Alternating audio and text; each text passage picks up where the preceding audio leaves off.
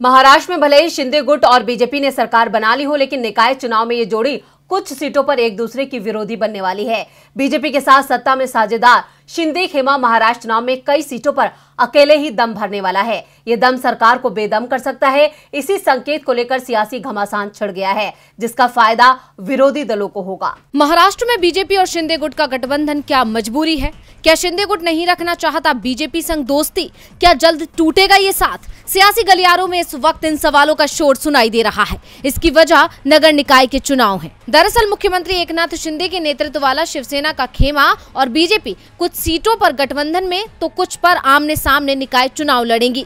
उप मुख्यमंत्री देवेंद्र फडणवीस ने कहा कि बीजेपी और शिवसेना का शिंदे गुट कुछ निकाय चुनाव अलग अलग लड़ेंगे, जबकि अन्य निकाय चुनावों में गठबंधन होगा। उन्होंने कहा कि राज्य निर्वाचन आयोग ने चुनाव की तारीखों की घोषणा की थी, लेकिन उसे अदालत में चुनौती दे दी गई, इसलिए हमें अदालत के फैसले का इंतजार करना होगा। फडणवीस ने ये बयान देकर सरकार में दरार के संकेत दे दिए हैं, क्योंकि पहले शिंदे ने साफ कहा था कि वो बीजेपी के साथ मिलकर ही निकाय चुनाव लड़ेंगे। मूल शिवसेना ही बीजेपी के साथ मिलकर मुंबई समेत कई महानगर पालिकाओं में चुनाव लड़ेगी, वो जीतेंगे भी।